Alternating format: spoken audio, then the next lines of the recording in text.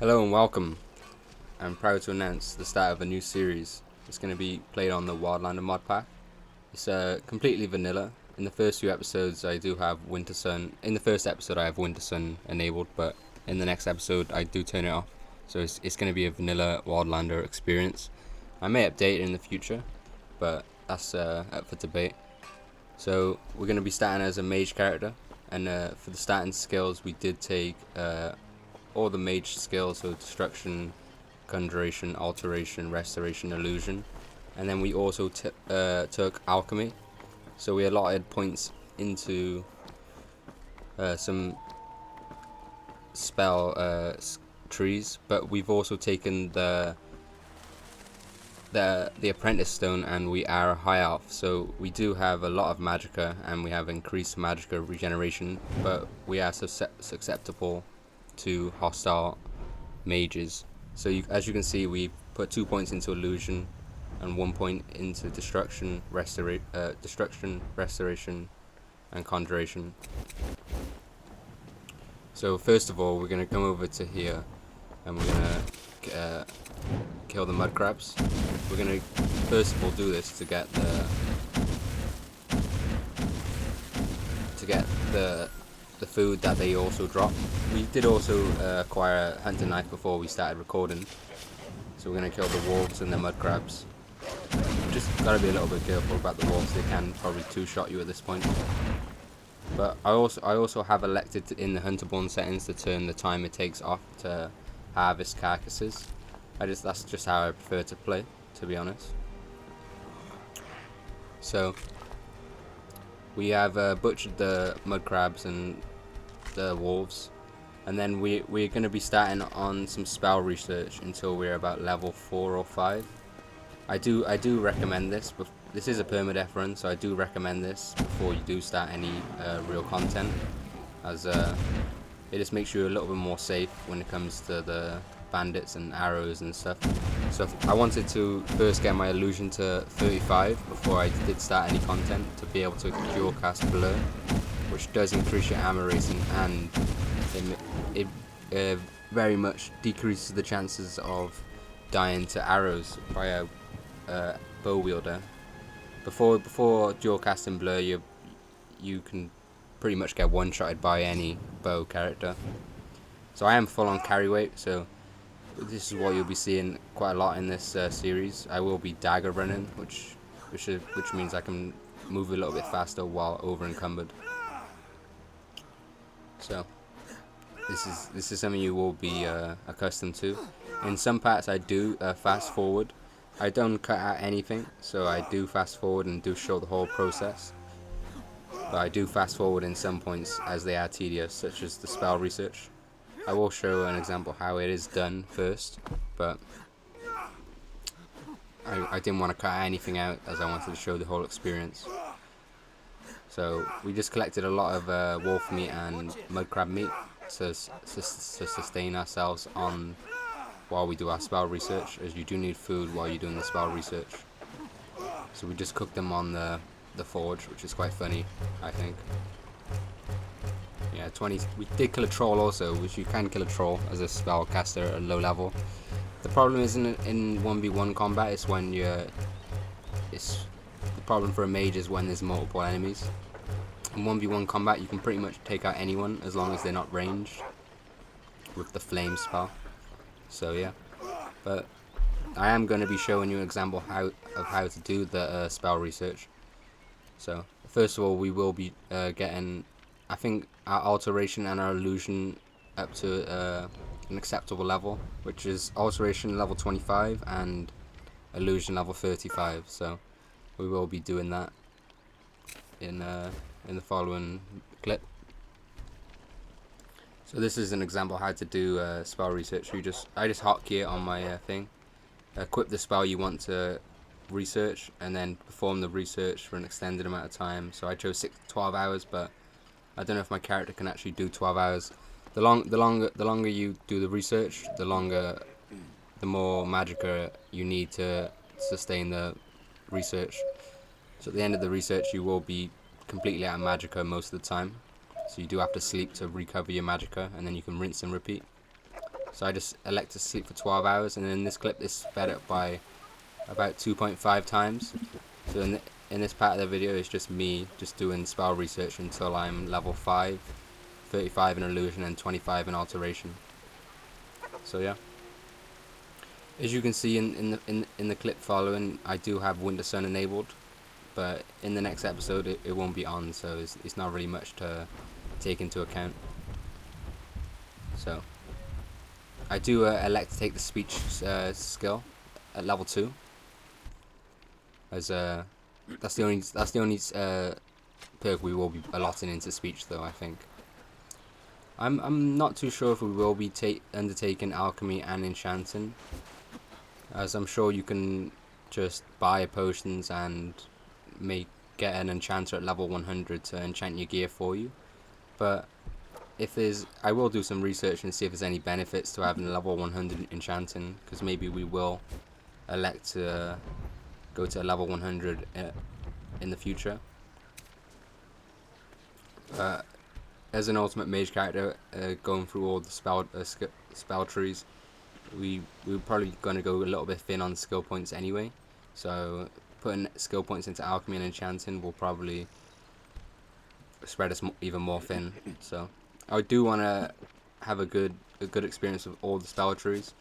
Restoration for the undead, alteration for mage armor and other spells, illusion for blur. Illusion's probably going to be one of the least less used skill trees. Maybe we will see in the future, but mostly it's just used for blur. So you can see we're selecting a religion here, but in the next episode it's not really relevant, so you can kind of just ignore this. Yeah, we're just pretty much going through the spell research, getting to level 5, gearing up for our first bandit encounter, which we will be doing in this episode. First of all, we do need to get the blur and mage level 2, mage armor on self level 2, and we do want to cast the alteration spell, like raise muscles or something, raise muscles on self. I did try and balance this this Winter Sun face mod by reducing the skill, but I didn't really find it balanced at all, really. So it gives you a lot of the religions give you buffs that are not really that balanced. So for the Requiem experience anyway, and then I do like Requiem, and this is a permadeath run, so you may find we doing this is it's quite bothersome, but if you're in a permadeath run, I do recommend doing this until you do hit illusion level 35 and alteration level 25.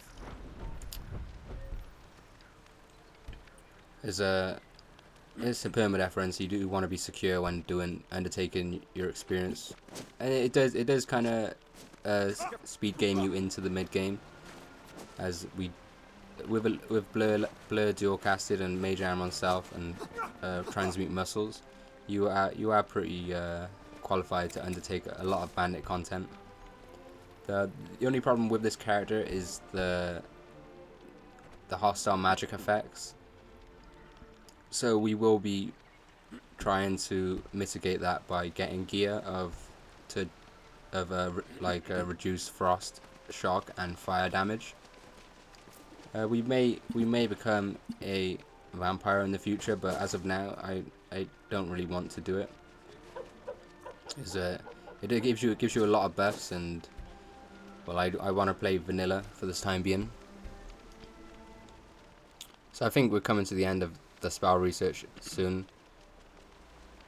But illusion level 29, yeah, we still have to get to level 35 illusion, so it's still a little bit of a while. You could just skip ahead until we're not doing the spell research if you would like, but I would just explain some things, ramble on while we're doing this, really. But like I said, during this playthrough, none of the stuff is cut out. The stuff that is tedious will be sped up by 2.5 times, maybe even more in the future. But it will show the progression throughout the whole series. But as you can see, the graphics settings are not the highest.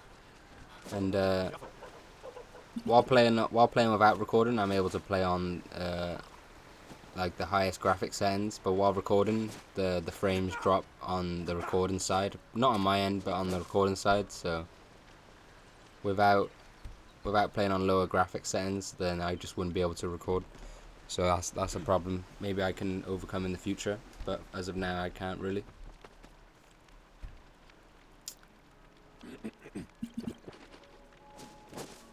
So we are just continuing on the spell research until we do hit level 35 illusion, which will take a while. Maybe about 15-20 minutes of real time. It's just to gear ourselves up for our first banding encounter, which we will be doing the mine left of Riverwood for our first encounter. So I seem to do that dungeon every single time I do start a Wildlander playthrough. It's quite easy, and it's quite a fun dungeon to complete. It also does reward you with many rewards. So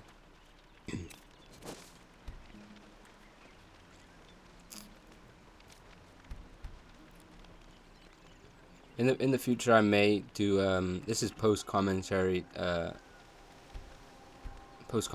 audio, of course. But it's just for the first few episodes. I just wanted to start some real content without commentating in real time. It just allows me to focus on actually doing what I can to show you what the best stat for a mage is.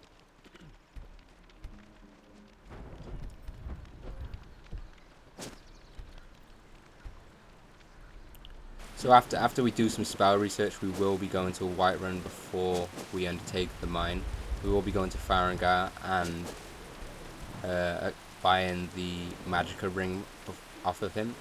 Well, it only provides 40 Magicka, but it also gives the buff of improved concentration while running. As before, if you run or even walk or just move at all, the concentration of your spells is reduced, so you end up just spending more Magicka per spell casted without that enchanted effect, which is improved concentration while running. It's something similar, but normally you'd have reduced concentration while running. So we will be electing to use mage armor. We will be electing to use like the robes and clothes in this playthrough. No armor used at all. We won't be using any weapons either, not even a conjure sword or conjure bow. We won't be electing to use that. We will be focusing on destruction, restoration, and alteration, conjuration, illusion. We're just focusing on the skill trees. Our primary DPS being destruction, and I haven't elected to take a follower in any of the videos I've recorded yet, but we may take a follower soon. I am not too sure, but we do have Conjuration to summon a friendly NPC to help us to tank some damage, basically. So we did run out of food during our spell research, so we did need to fight some some wolves, to secure some more food to continue on sustaining ourselves while we do the spell research. We just cooked the wolf meat on the fire. You can see me praying not from time to time, but I wouldn't take too much notice of it because it isn't in the next episode.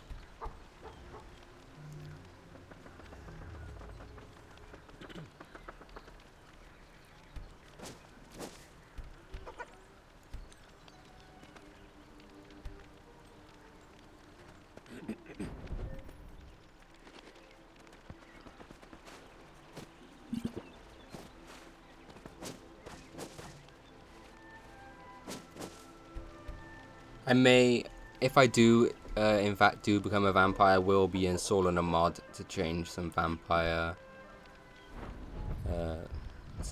things. Like, I don't really like the fact that you just walk out and die in broad daylight. So we are electing to use our skills. So we do take some skills. I probably do show it in a little bit in advance, but I am level 4 now. I do get to level 5, so I do a lot, 3 extra points than you have previously seen. So I'm sure I probably elect 2 into blur, and then 1 into alteration, 2 into illusion, and then so we put 3 points into illusion, 3 points into alteration. So improved armor on self, and then level 2 of alteration, apprentice skill, and then we have 3 points in illusion, 1 point in destruction, 1 point in conjuration, and then 1 point in restoration, I'm sure. We do have some large animal bones, which we will be crafting into bones of Hircine. You can do the bone of Julianos, which improves your magical regeneration, but we already have decent magical regeneration. I just craft the bone of Hircine to increase our stamina regeneration. So my favorite thing about playing a mage is you wear pretty much zero armor, and so you have 0 weight to carry around, and you can just sprint around forever. And if you have the stamina buffs on, you don't really lose any stamina. So here we're just selling some odd things that we don't really need. We will be selling our alchemy ingredients at the start of this playthrough. I haven't decided if I want to do alchemy or enchanting, so at this point we will be selling all our alchemy ingredients though for some resources to fund the purchase of the magical ring from Farengar. We do buy a tent, a backpack. We will be using the tent and using the fire to sleep outdoors in this playthrough. I haven't really experienced much of it during the playtime. I will be doing it after I've pretty much got the gear and we are out of the Whiterun area.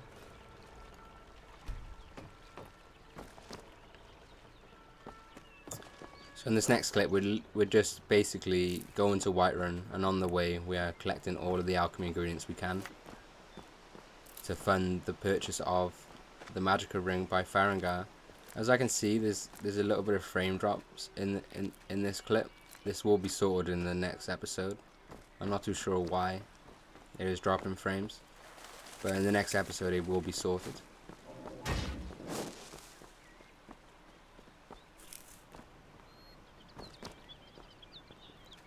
So yeah, we just pretty much go into Whiterun and getting any alchemy ingredients we can. We are going to sell them at Whiterun also, and as you will find out, just spending 5 extra minutes on the road to Whiterun and just getting all the alchemy ingredients does prove useful, as we will get a pretty penny at the end of it, as I will highlight the gold we have before and then the gold we have after the sale.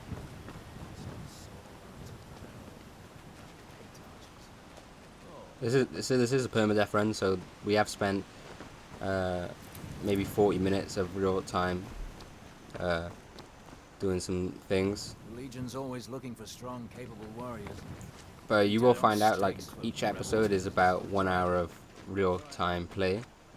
So depending on how much I speed up, it will depend on how long the episode does last. But for your sake, it is about an hour of in-game time. So this part is sped up now. But I do notice some frame drops in this episode, which I'm not really too happy about. But in the next episode, I assure you it will be fixed.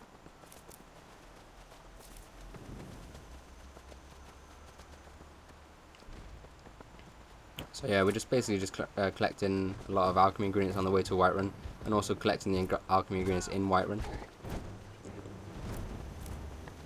You'd be surprised how much gold.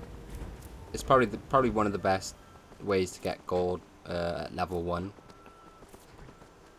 to be honest. And another would be, I don't know what another. Alchemy ingredients probably is the best way to get gold at level 1. We are level 5, but I'm just saying level 1 because we haven't really done any content. Need something. See you.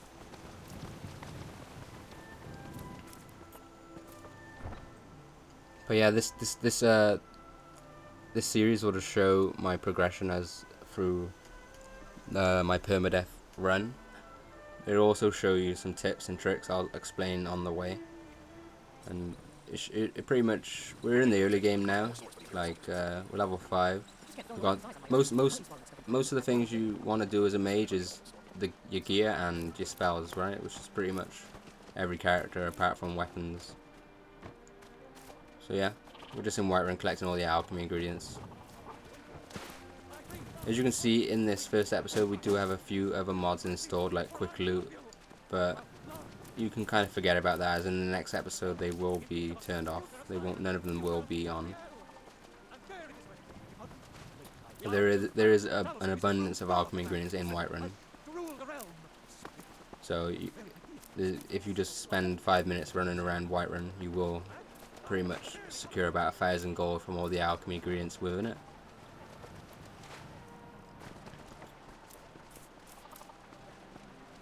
So we do take a missive, deliver a letter to Whiterun, and then retrieve Farengar's silver emerald necklace. So we are in Arcadia's shop now. I don't know why I think we're going into the Bannered Mare to buy some beef stew and collect a bounty. If you didn't know, food items do secure a buff to your character, so you can have a buff on your magical regeneration, your stamina regeneration, and you can also have beef stew. Beef stew increases your health by 50 points. The stamina food increases your stamina by 1 every second, and then the magica soups will increase your magical regeneration from 10% to 25% for an extended period amount of time. And then you can also have the bones. I think you can only have 1 bone active at a time. So Julianos increases your magical regeneration, Ursine increases your stamina regeneration, and Kinnereth increases your health regeneration, or just a straight up buff to your health. I'm not too sure. I don't really use that one too often.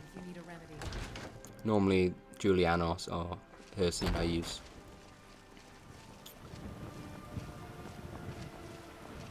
So I think we did just sell our alchemy ingredients, so we do have about 2,000 gold, as you can see in the bottom right side of the screen.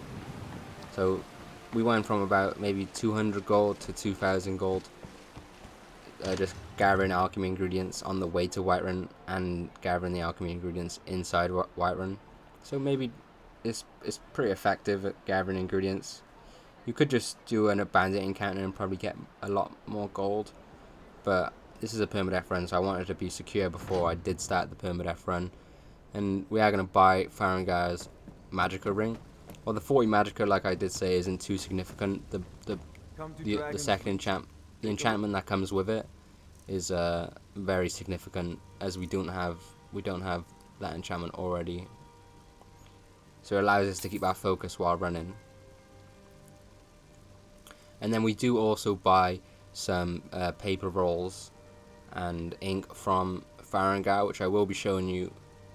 I will be showing you what they will be doing before we do encounter the mine.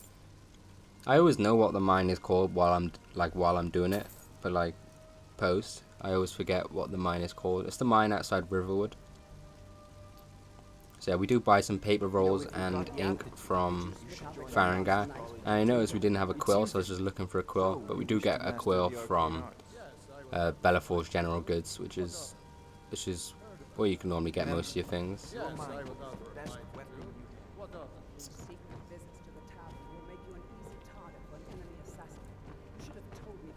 Here's me just looking for a quill to steal, basically. But there's none. As you can see, we do interact with the Winterson Faiths menu again, but you can kind of ignore this as it's not relevant in the next episode, as we decide to disable the additional mods we have installed, which we only had about 3 mods installed. Additionally, Quick Loot, Sacrosanct, and Winterson. We do disable them in the future episodes, so it's not much to think about really.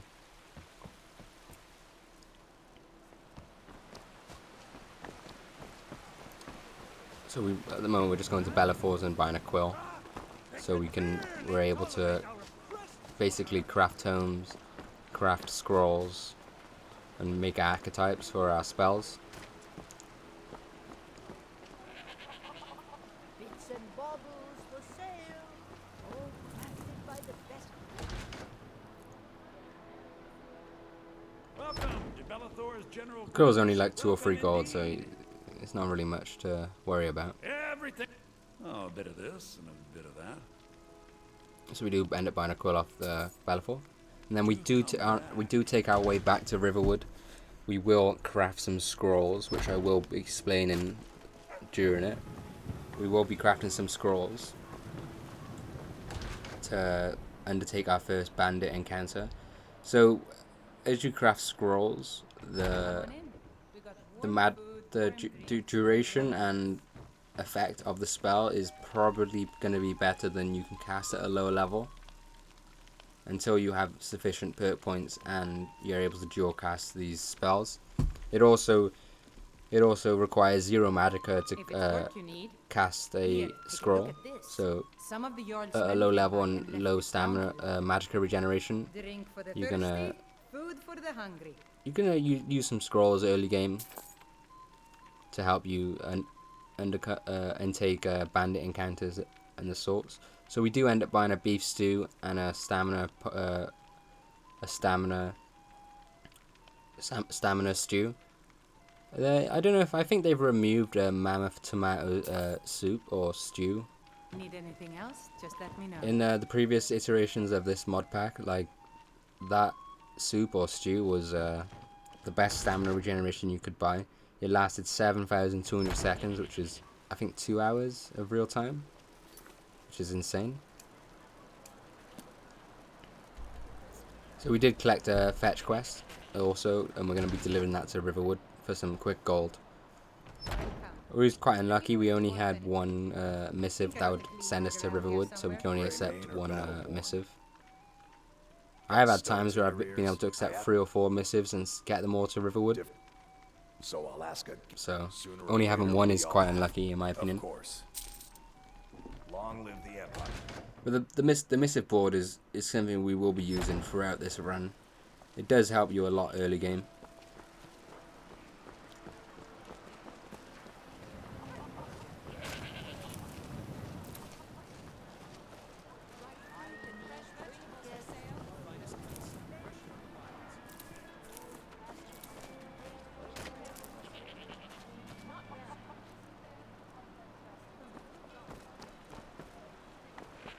So, we will be leaving Whiterun right now.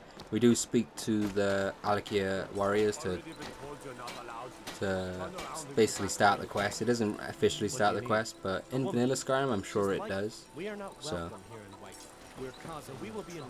it does kind of start the quest when you do talk to them.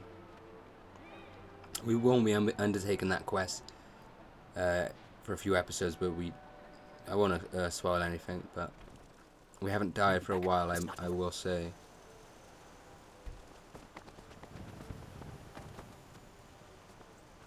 So this part is sped up. It's the way back to Riverwood. And on the way we are collecting alchemy ingredients that we did miss on the way here. We will be selling them for the first few levels of our experience. So we are level 5. We do have the magicka ring, and I believe this is a sufficient start to start some actual content in a permadeath run. So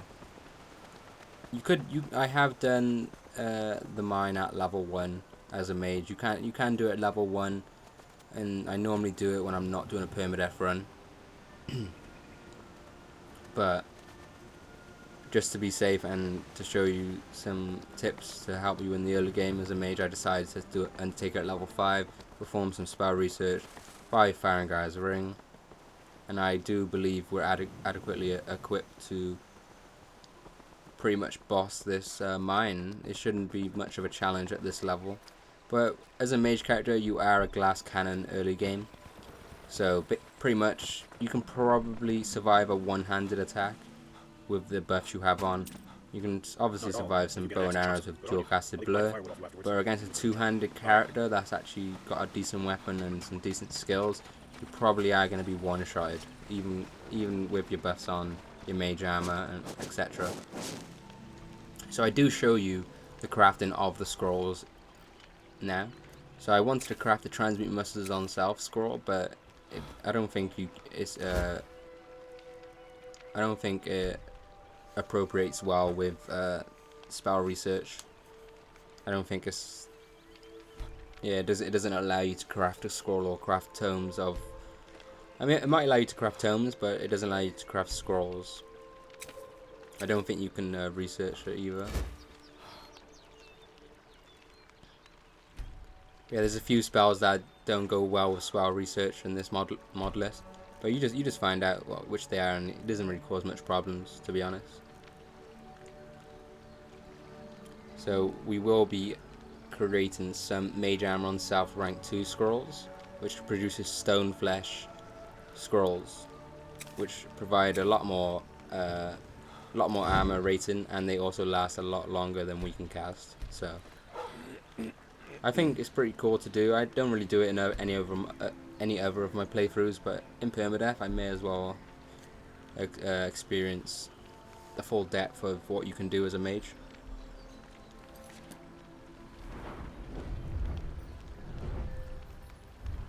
So yeah, we do have free perks in Illusion.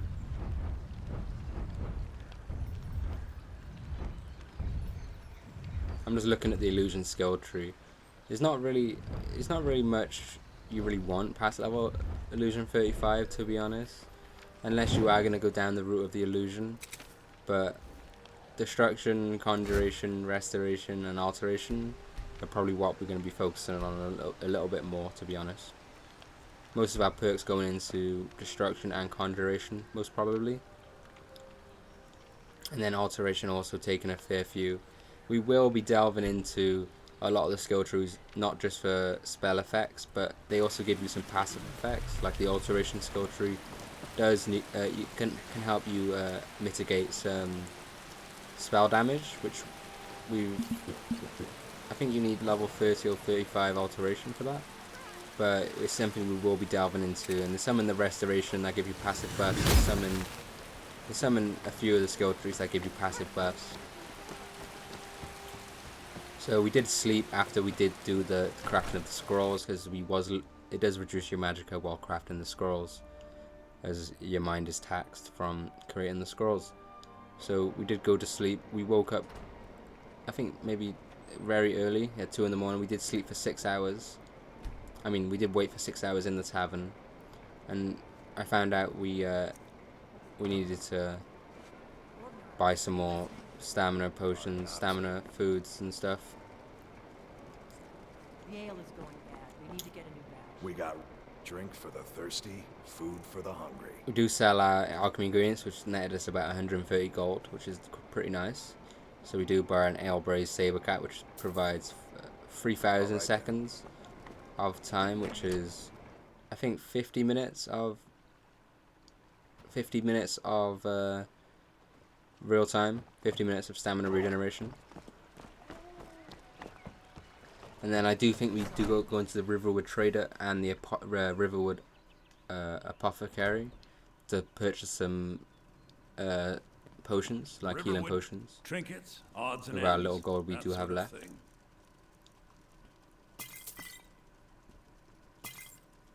I better get back to...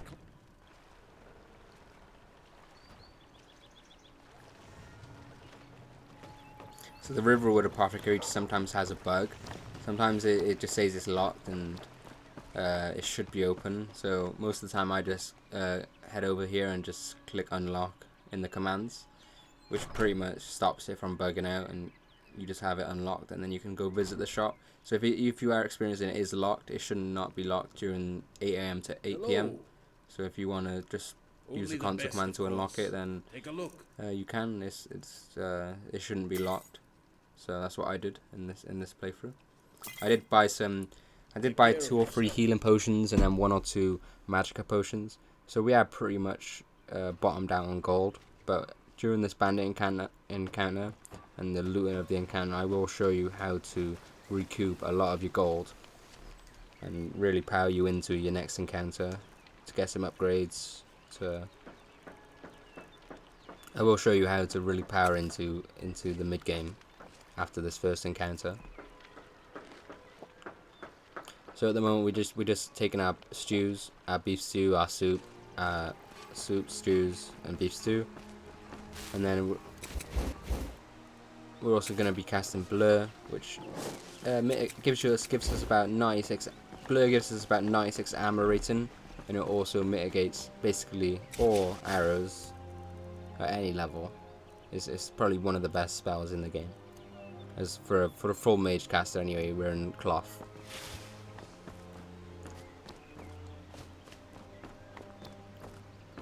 So yeah, just before you go into the encounter, you will want to be checking your active buffs, and you will want to be casting your buffs and taking the buffs you can. Like I did say, there won't be frame drops in the next episode, which I'm pretty surprised there is in this episode. It's been quite a few. Hopefully it's not too bad during the raid of the mine. But I have recorded maybe 3 or 4 episodes in real life, so we are about 3 or 4 hours into the playthrough now, so it's a bit late to go back. But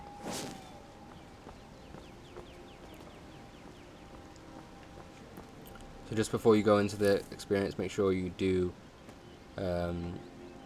equip all your buffs: blur, major armor on self, transmute muscles on self. Make sure you take all your soups and stews.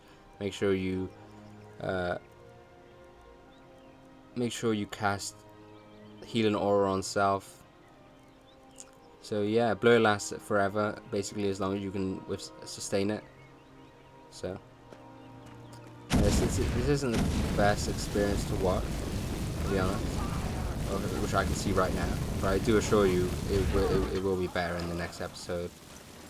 So hopefully it doesn't resume like this. Like on my end, I could be playing on ultra, and I wouldn't have any frame drops. But I guess my recording software or my PC doesn't like me recording while playing at the same time on the same PC. I could look into it, but I have tried various different settings. But yeah, and it seems to be while using my my own mod order, like so I have my own Sacrosanct and Winter Sun, it doesn't apply the presets the Wildlander launcher does, and then when I launch the Wildlander launcher, it doesn't provide the mods I have installed also. So I just play vanilla Wildlander for the time being after this episode, as it does seem to be better frames now. So I will explain some things we will be doing. We'll be casting candlelight and stuff. So this sometimes here you do have a bug while casting spells. I don't know why it is, but to prevent it from happening, you just reload your game. So we do test a little bit, but we do skip on to the next. We do just basically cut out loading up and entering the game. There is some cuts in this series, but that's normally when I go AFK. I reload the game, a game crashes, something that wouldn't really be much point showing, but I will be showing sped up processes of the entire game. So yeah, we are back now. I think it's already skipped process. So we are back. So we will want to be casting our blur spell. I'd recommend casting blur as the last spell you cast, as it will reduce the magical regeneration you have. And what we also are doing now is pressing sneak, and we are also walking. So we're pressing caps to walk. We're using an enraging orb at the moment. I have an experience where they do fight each other, but we was quite unlucky for them to not be fighting each other right there. Enraging orb is probably one of the best spells you have in the early map locations, because the enemies will be fighting each other for about 5 seconds if they do tag each other, which is pretty nice. But I do claim fire spikes is pretty much all you need as well in this dungeon. So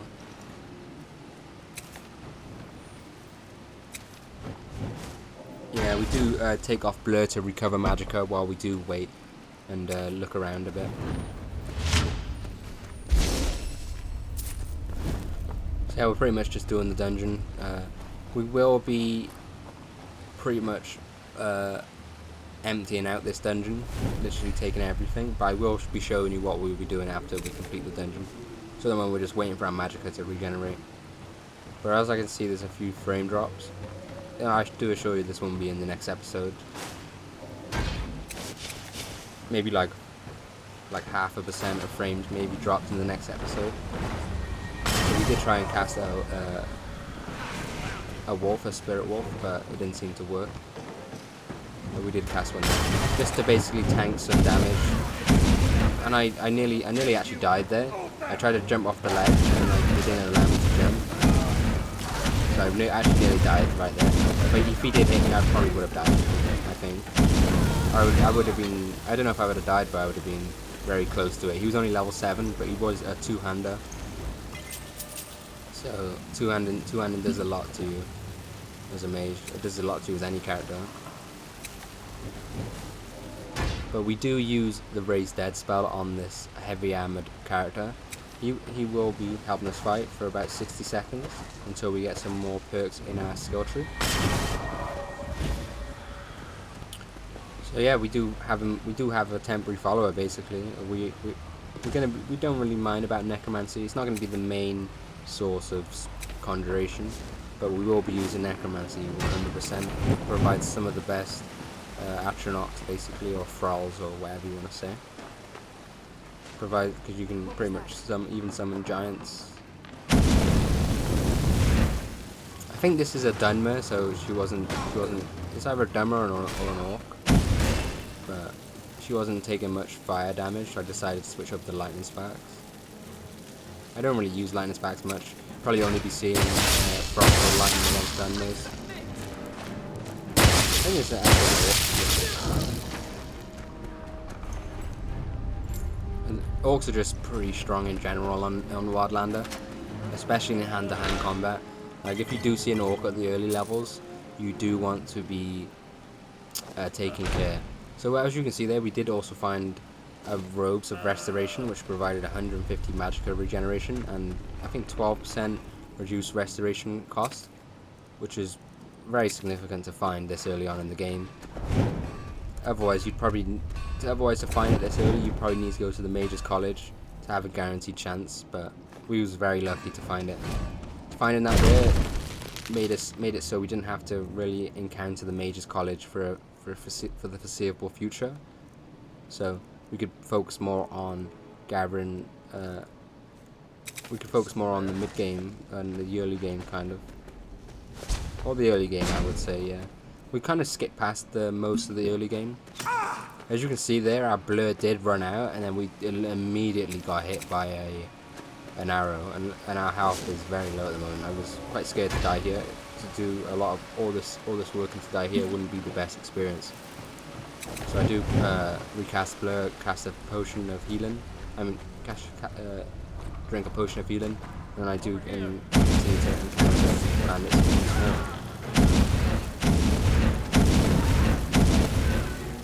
This is why I do like being a mage. You can pretty much run past every enemy because you are going to be faster and you're going to have probably more stamina regeneration than the enemy. And as you can see now, we do cast the fear spell, but this enemy was level 10, so it didn't really affect them. So this enemy was actually normally the bow wielder is normally quite a low level in this area, but that is the dungeon complete. And normally you can cast the fear spell on bow wielders, and they will be running away from you, so you are able to pretty much go kill them for free without any risk. And what is pretty cool with the improved enhanced muscles on self, we are able to smash open some locks. I don't think it works for the second lock, but we will be showing you how to unlock chests in future episodes. So yeah, we wasn't able to bash that one open, unfortunately. So that was pretty a bummer on my end. I wasn't really happy about that. But yeah, I will be showing you what we will be doing to this this dungeon. So we're pretty much picking up everything in this dungeon. As you can see, we're literally picking up everything we can. Picking it even from the sacks, the barrels, all sorts. And we will be pretty much selling most of it to Riverwood, Whiterun. This is pretty much what we'll be doing in every dungeon we do loot for the foreseeable future. It does provide you with a lot of gold. And if you are not a mage character, you are a like a adventurer or anyone that's perking into smithing, this is something you will also want to be doing, as you will be you will be want to be breaking down all the iron armor, all the armor you find if you are perking into smithing, and pretty much investing it into your own items made. So if I wasn't recording now, I would probably go into God mode. And God mode, I wouldn't be abusing the God mode, but God mode would enable the fact that I would be able to run while over encumbered. But as I am recording, I want to show the legit experience. I will be dagger running back to Riverwood over encumbered. You will get accustomed to me dagger running, but in most of the times it is sped up, so it's not the worst to experience. So I am receiving a few texts, I guess, but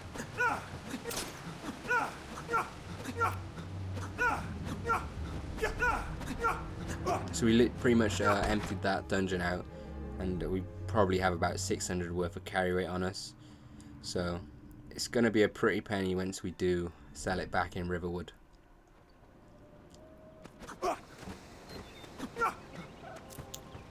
Like I did say, the frame drops won't be so significant in the next episode. Maybe 0.5% of frame drops in the next episode. So I do assure you it will be a better experience in the next episode. But we are coming to the end of this first episode. Like I did say, each episode will probably be about 1 hour of real time. This first episode was probably about 1.5 hours of real game time. So for each episode will be probably around 1 hour, probably maybe an hour to 1.5 hours of real game time. So that's what you can really account for in this series. So we'll be bathing before we sell all of our stuff. And yeah, we pretty much go into the. We're going to be selling all of the things. So we pretty much have nearly had 700 carry weight worth of items. As you can see here, we started with pretty much 0 gold, and we already have nearly 2,000 gold. We did get a level up also.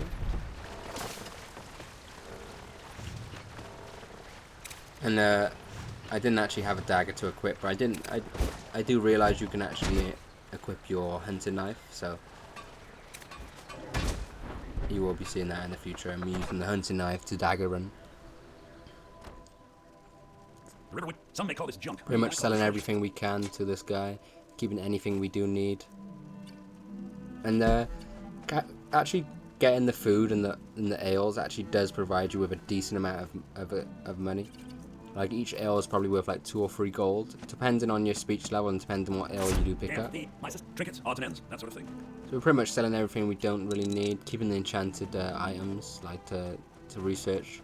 I don't know if I will be perking into enchanting, but it's still worth using those to level enchanting up and get some free levels towards which you can use towards anything you desire.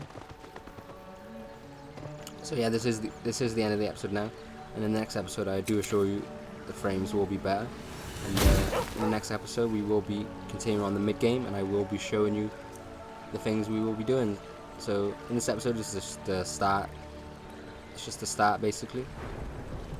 So we pretty much did some spell research, bought the ring from Farengar, and then completed Embershard Mine, which I think I remember the name by now. But yeah, thanks for watching. I'll catch you guys in the next episode, and stay tuned. Thanks.